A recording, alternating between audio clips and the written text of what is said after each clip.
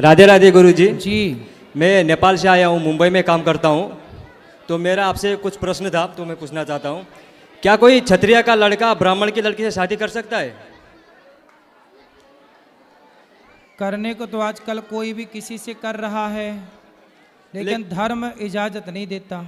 और नहीं देखते हो तो बोलते हैं कि पितरों को दर्पण नहीं कर सकते। अभी आपने बोला कि चतुर्वर्ण से ऊपर के ब्राह्मण, क्षत्रिय और शूद्र और वैश्य जो भी हैं गुण और कर्मों के विभाग से होते हैं, तो फिर गुरु जी ऐसे कैसे नहीं बोल सकते कि नहीं हो सकता है?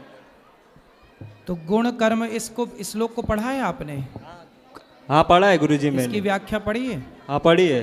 क्या लिखा है? ब्राह्मण का चरित्र है ज्ञान फैलाना, और वो उसका चरित्र है और ज्ञान है। ठीक है। क्षत्रिय का कर्म है कि वो सबकी रक्षा करे, शूद्र का कर्म है कि व्यापार करना, और वैश्य का कर्म है कि सबकी सेवा करना, उन तीनों के। ठीक है। तो क्या क्षत्रिय का लड़का, मतलब जो इधर भी रहते हैं हमारे उधर ब्राह्मण, वो तो कुछ भी करते हैं, हमारे उधर को ब्राह्मण भी तो मांस भी खाते हैं। फिर तो रावण सीता को भी चुराता था। वही गुरु जी फिर प्रश्न है। आप तुम भी चुराओ किसी को फिर। हम चुराने की बात नहीं कर रहे बस गुरु वही जी। तो हम कह रहे हैं कि लोग क्या करते हैं ये मत कहा करो। लोग तो गलत कर रहे हैं, लोग तो गलत कर ही रहे हैं ना बेटा। हाँ गुरु जी। तो हम भी गलत करें क्या कि वो कर रहे हैं तो हम भी करें?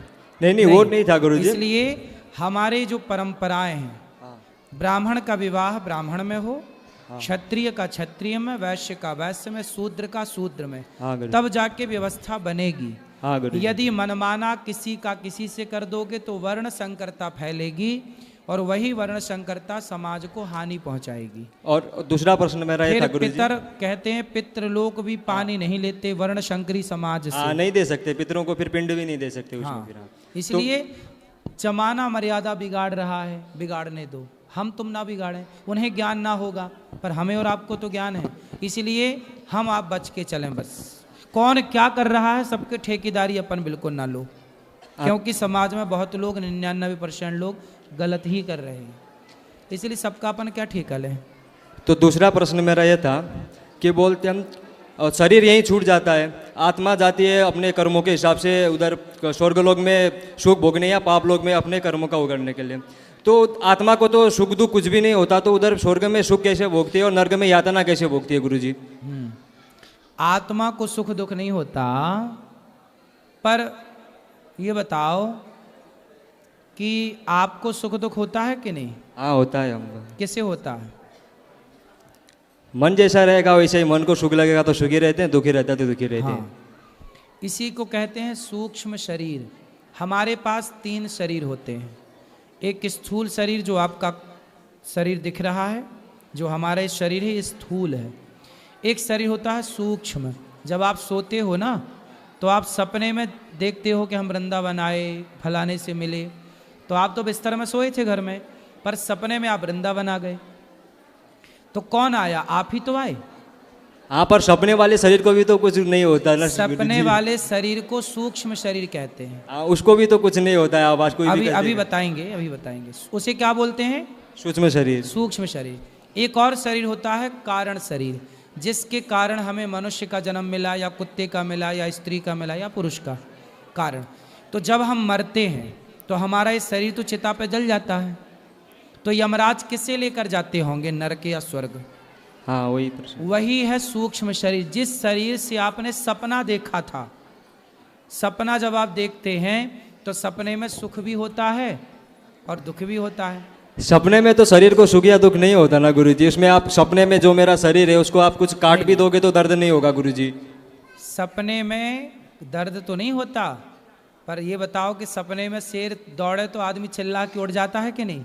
हाँ उठता है। फिर सपने में रोता है कि नहीं, हंसता है कि नहीं? हाँ या ना? सपने में भी आभास तो होती है ना बेटा। कई बार सपने में स्वप्न दोष होता है। क्यों हो गया?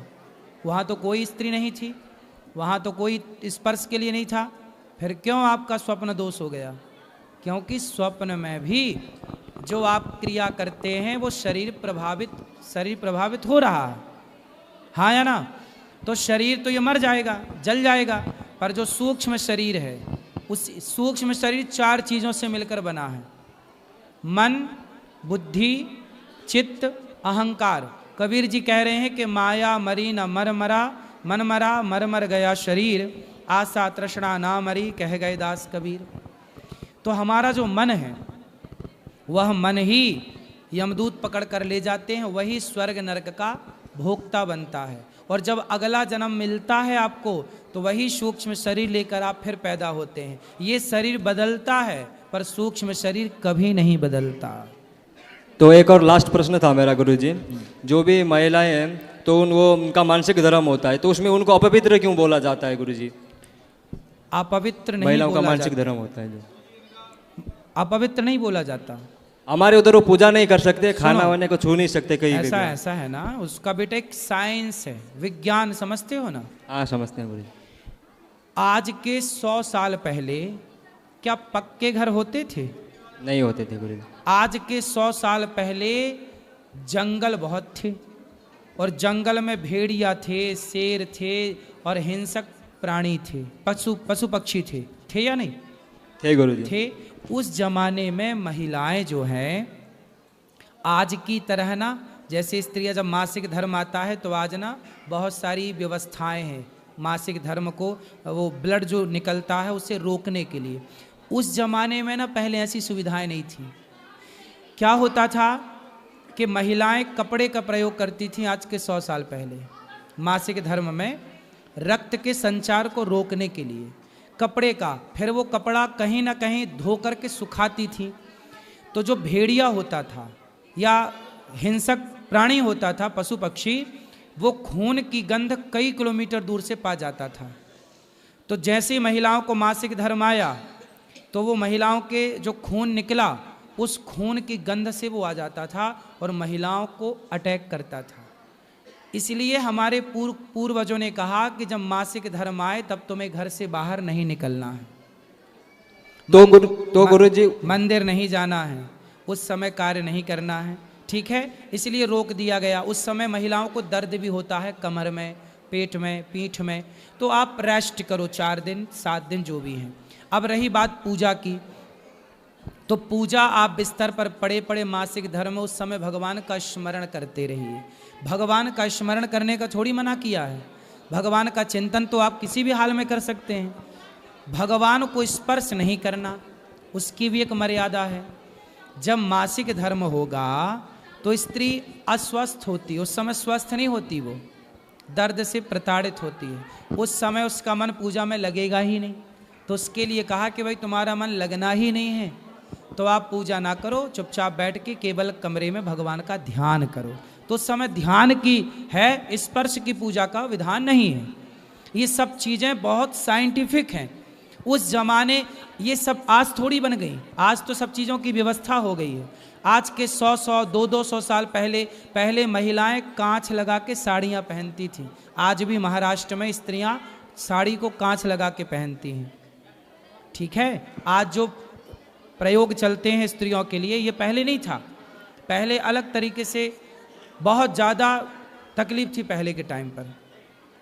और सुनो, पहले के टाइम पे तकलीफ क्या थी कि घर में पानी भी नहीं था, कुआं जाओ साफ करने के लिए। अब देखो महिलाओं को रक्त संचार जब होता है तो 2-2 बार 3-3 बार उसे साफ करना पड़ता है। अब ये बताओ कि उस समय पर कुआं थे, तालाब थे और नदियाँ थीं। घर में टोंटी वाला पानी तो नहीं था कि नल खोल और पानी घर पर अवेलेबल था। तो उस समय पर पुरुष उनकी देखरेख करता था, पुरुष तालाब से नदियों से पानी उनके लिए लाता था। पुरुष जिनको जो और अन्य महिलाएं थी वो उनका साथ दिया करती थी। ये सब पुरानी बातें हैं। आजकल के लोगों को ये लगता है कि देखो हमें रोका जा रहा, हमसे ये नहीं करा। उसके पीछे साइंस तो समझो, भला भी तुम्हारा है। तुम्हें 7 दिन रेस्ट के मिल रहे हैं, रेस्ट क्या नहीं कर रही हो मन लगा के। आखिरी सवाल गुरुजी जी, क्या कोई लड़का खुद से बड़ी उम्र की लड़की से शादी कर सकता है? कितनी बड़ी? 1-1.5 साल 2 साल? हाँ, 1 साल तक तो ठीक है। राधा जी भी बड़ी थी कृष्ण जी से 1 साल। हाँ गुरुजी, सुना था। ओके गुरुजी, राधे तो राधे। आपको करनी है बड़ी उम्र की लड़की से? नहीं गुरुजी, मैं बस पूछ रहा था, मन में सवाल आते ही रहते हैं सोने के टाइम पे, तो अभी मैं बोला आपसे मिले तो आपसे ही पूछ लेते हैं सवाल सब। आपकी ठीक है, 1-2 साल चल जाती है, 1 साल ठीक है। ओके, ज़्यादा 10-20 साल बड़ी से ना कर लेना। हाँ, चलो आज के लिए